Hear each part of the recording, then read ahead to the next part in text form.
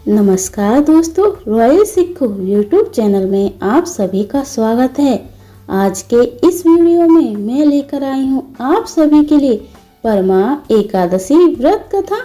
अगर आप चैनल पर नए हैं तो चैनल को सब्सक्राइब कर दें और साथ ही बेल आइकन दबाना ना भूलें ताकि वीडियो की नई जानकारी आपको सबसे पहले मिल सके। और वीडियो को लाइक, शेयर और कमेंट में जय श्री राम लिखना ना भूलें। तो आइए शुरू करते हैं एकादशी व्रत कथा। बोलिए एकादशी महारानी की जय, बोलिए विष्णु भगवान की जय। बंधुओं, युधिष्ठिर ने भगवान श्री कृष्ण से विनय पूर्वक कहा, देवकी नंदन, आपने अधिक मास और मल मास की 2 एकादशियों का उल्लेख किया है। पद्मनी एकादशी से आपने मुझे परिचित करा दिया।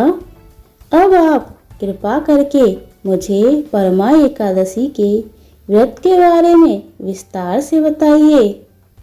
अधिक मास कृष्ण पक्ष की एकादशी का क्या नाम है तथा इसकी विधि क्या है, कृपया करके आप मुझे बताइए।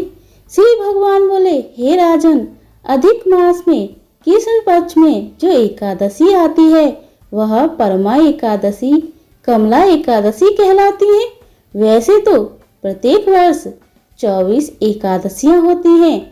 जब अधिक मास या मल मास आता है तब इनकी संख्या बढ़कर 26 हो जाती है। अधिक मास या मल मास को जोड़कर वर्ष में 26 एकादशी होती हैं। अधिक मास में 2 एकादशी होती हैं जो पद्मनी एकादशी शुक्ल पक्ष और परमा एकादशी कृष्ण पक्ष के नाम से जानी जाती हैं। ऐसा श्री कृष्ण ने अर्जुन से कहा है। भगवान श्री कृष्ण ने अर्जुन को इस व्रत की कथा व विधि भी बताई है। काल्पन्य नगर में सुमेधा नामक एक ब्राह्मण अपनी पत्नी के साथ निवास करता था। ब्राह्मण बहुत धर्मात्मा था और उसकी पत्नी पतिव्रता स्त्री थी। यह परिवार बहुत ही सेवाभावी था।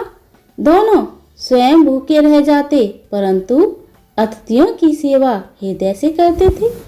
धनाभाव के कारण एक दिन ब्राह्मण ने अपनी पत्नी से कहा, धनोपार्जन के लिए मुझे परदेश जाना चाहिए क्योंकि इतने कम धनोपार्जन से परिवार चलाना अति कठिन काम है।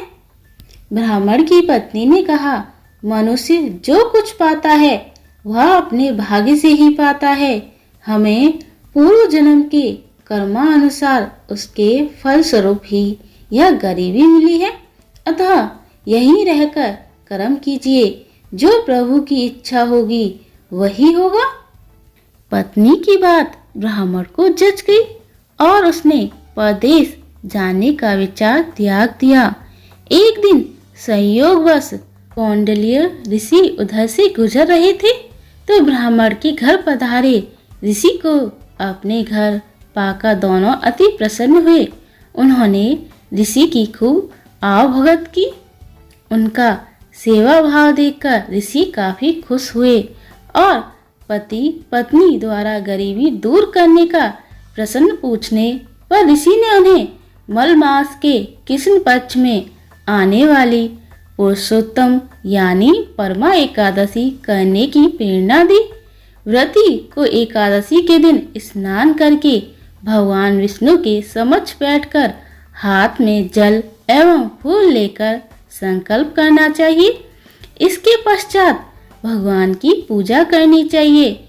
इसके बाद ब्राह्मणों को भोजन करवाकर दान दक्षिणा देकर विदा करने के पश्चात व्रती को स्वयं भोजन करना चाहिए। उन्होंने कहा, इस एकादशी का व्रत दोनों रखें।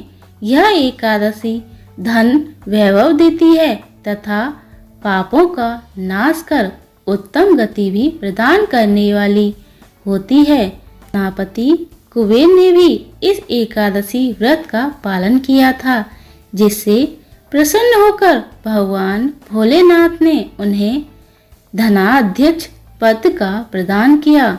ऋषि की बात सुनकर दोनों आनंदित हो उठे और समय आने पर सुमेधा और उनकी पत्नी ने विधि पूर्वक इस एकादशी का व्रत रखा, जिससे उनकी गरीबी दूर हो गई और पृथ्वी पर काफी वर्षों तक सुख भोगने के पश्चात वे पति पत्नी श्री विष्णु के उत्तम लोक को प्रस्थान कर गए। अतः हे नारद, जो कोई मनुष्य विधि पूर्वक इस व्रत को करेगा, भगवान विष्णु निश्चित ही कल्याण करते हैं। ओम नमो भगवते वासुदेवाय नमः। राधे राधे दोस्तों।